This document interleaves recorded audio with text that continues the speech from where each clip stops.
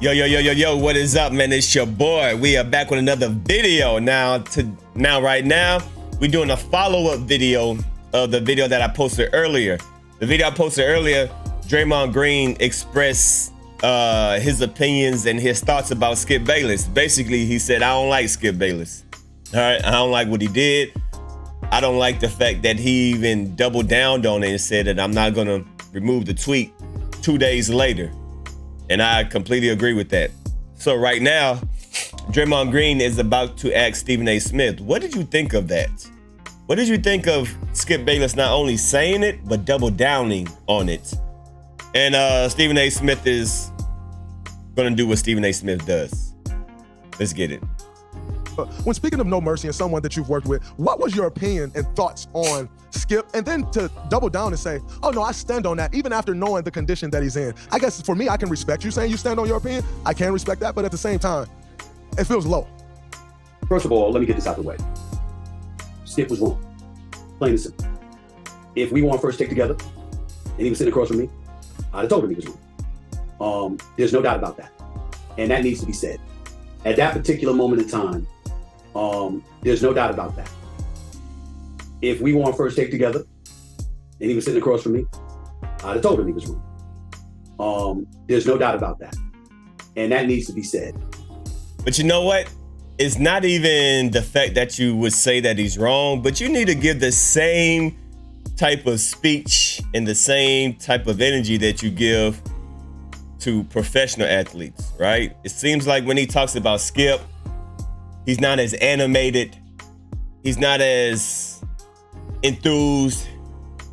It looked like he about to cry. It looked like he don't even want to talk about it. He don't have the same energy that he delivers when he talks about black athletes. The same that he gives when he talks about Dana White, Jerry Jones, Skip Bayless. Every time he talks on those people, he's very calm, cool, and collective. That's the difference, Stephen A. Smith. So personally, I would like for you to give Skip Bayless that same energy that you give black athletes. That's my problem. But now, you're over here calm, cool, and collective, and you're being very passionate in what you're talking about, right? I guess. At that particular moment in time, you can use a phrase, feel in the room. You can use whatever other phrases that you want. But at the end of the day, it reached a point where it was not about football. It was not about games. It was about a young man's life being on the line.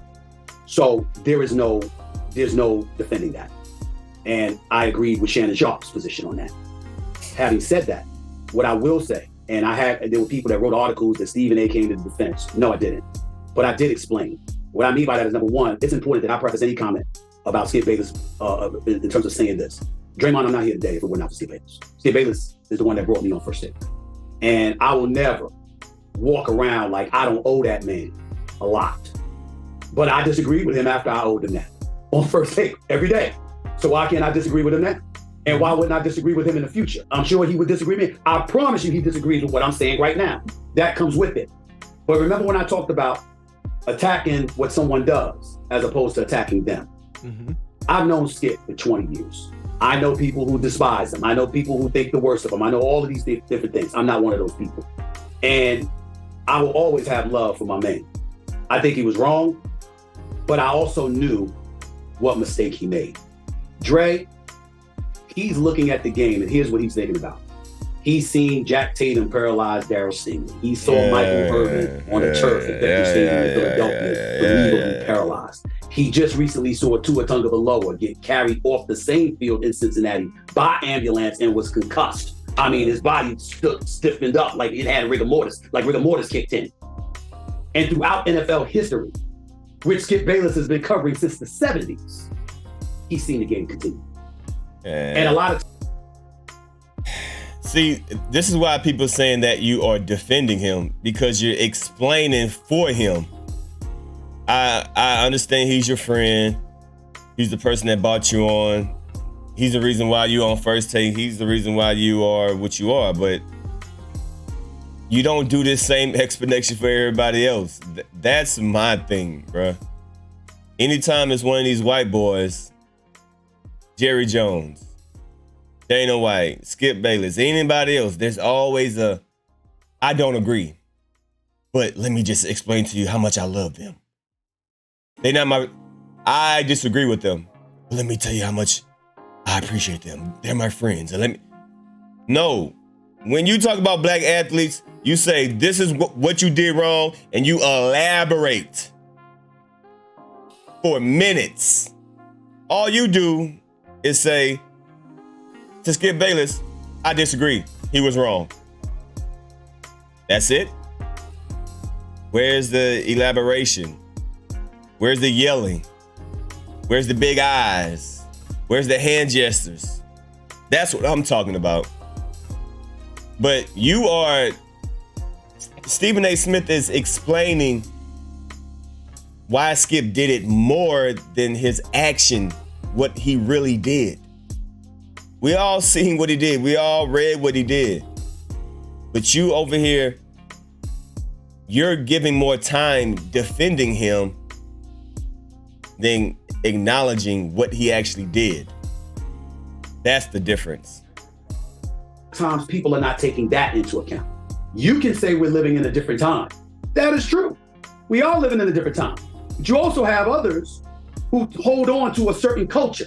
Now, sometimes they hold on to certain cultures in the world of politics. We don't like that. World of news, don't like that. Social justice issues, we damn sure don't like that. But in the world of sports, there's tens of millions of people who hold on to the way things used to be, which is what the new media, as you like to call yourself, right, like to bring up. How you got cats that hold on to it. What I'm saying to you, Draymond, well, that's who you're talking about. That's the guy. The guy that is like, this is the way that things were done. This is what customarily happened. So he wasn't tweeting like, the hell with this guy's well-being or health or anything like that. I know Skip Bayless enough to know that he cares whether or not Damar Hamlin lives or dies. And people that extended themselves to accuse him of that, I think are totally wrong. But was he? How can you say that when we are judging by his action? See, that's how you gonna say that we wrong when we are only reacting to his action? We are reacting to what he did. But you're gonna tell us that we're wrong. Man, whatever, bro. Oh, shut up. Guilty of, okay, well, serious stuff has happened before. Because remember, we don't know we know it's serious. We know they're trying to resuscitate him, but we don't know the particulars. Well, okay, they're gonna take him out in the ambulance, and then the game is going to continue. I know a lot of people who felt exactly that, but not necessarily because it should. They're saying it because that's been the history of the NFL. Mm-hmm. But times have changed. And I would have said to him, fair enough, thinking that he believed what I just articulated. I would have said, fair enough, but you know better. And that same tweet could have been put out 24 hours later. And it would not have been treated with the same vitriol as it was. But unfortunately, he didn't have someone in his ear to tell him that, and it is what it is. I don't know, man. I don't know. Stephen A., yeah, I hear you say, oh, I disagree. Oh, what he did was wrong. That's the only thing you said. I disagree. I think he's wrong. And then you follow up with a 4-minute statement of defending him. You spent longer time defending him than actually talking about what he actually did. Whatever, bro. It's not surprising. We are talking about Stephen A. Snitch. So, let me play a little bit more. Then we're gonna break it up one more time. As I can honestly sit here and say, I'm not one to shy away from an opinion, as you know. I don't like Skip Bayless. I'm not a Skip Bayless fan at all. I don't think Skip Bayless is smart enough to have got me to see another side the way you just did. The way you just got me to see the side that he could have possibly been seeing. Okay. It's special in itself, but it's also, it needs to be heard, because if I'm being honest, I didn't see that side at all. I did not one bit. And I thank you for that, because number one, that will help me continue to grow in this space. But I think, like I said, the world needs to hear that because, and I think another thing that I really didn't appreciate was, even after the fact on Undisputed the next day, it still wasn't this. It was like, I stand on that. And that, and it's just like, and that's where I think. Well, that's where we're aligned. That's where. All right, so there we go right there. I'm gonna stop it right there. Then I'm gonna react to this second part of Stephen A. Smith. So y'all leave a comment down below. Do you think Stephen A. Smith finally went off on Skip Bayless? I don't think so. He said, yeah, I disagree. I wish I would have told him that. I wish I would have, if he was in my face, I would tell him that you're wrong. You shouldn't have done that. But then he goes on for 5 minutes talking about he was giving an explanation why he did it. But can you give an explanation on him coming back the next following day, 2 days later, and say, I'm not going to take the tweet down. I double down on it. Whole bunch of cooning to me. Whole bunch of buck dancing cooning to me.